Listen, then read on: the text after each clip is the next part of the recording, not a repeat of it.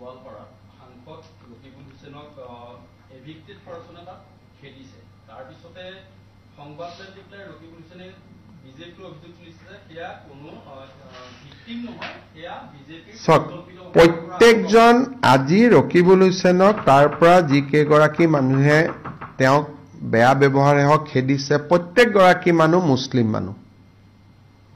আৰু বংগীয় মূলৰ মুছলিম মানুহ আৰু সেই জায়গাটোত পৰহি ময়ো যাম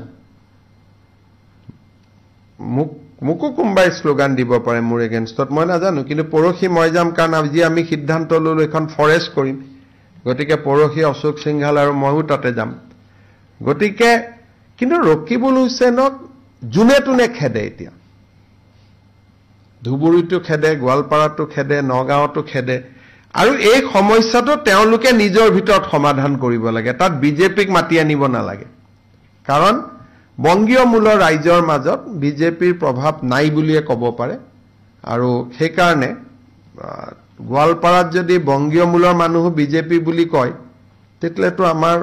কি হ'ব তেলে 126টাই আমি পাই যাম দেখোন গতিকে কোন ভিডিঅ' চালে আপোনালোকে গম পাব এইবোৰ কোন মানুহ হয় কৈছো যদি বংগীয় মূলৰ মানুহে বিজেপিৰ ইশাৰাত চলে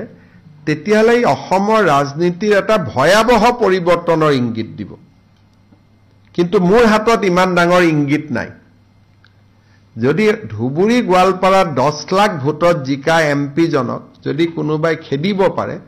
তাৰ মানে 1.5 বছৰত তেওঁৰ পজিশন কিমান বেয়া হৈ গ'ল আপোনালোকে নিজে চিন্তা কৰক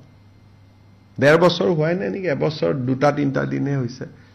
10 লাখ ভোট পোৱা মানুহক নিজৰ সমষ্টিৰ পৰা কোনোবাই খেদিব নেকি আমিতো 25 বছৰ থাকিলো না সামুগুৰিতটো খেদিলে গোৱালপাৰাটো খেদিলে আমাকতো জালুকবাৰীত আজিলৈকে কোনেও খেদা নাই তেনেকে সমষ্টি ভাঙিয়ে গ'ল বিদায়ে ললো এক প্ৰকাৰ গতিকে আমাকতো কোনেওতো আজিলৈকে নেখেদা নাই কংগ্ৰেছেও নেখেদে আনকি সমষ্টিৰ কংগ্ৰেছ মানুহখিনিও ভোট নিদিলেও ভাল পায় আমাক নেখেদে অন্তত গতিকে তেনেকেতো পাৰেই কৰিলো আৰু কিবা আছে হ'ব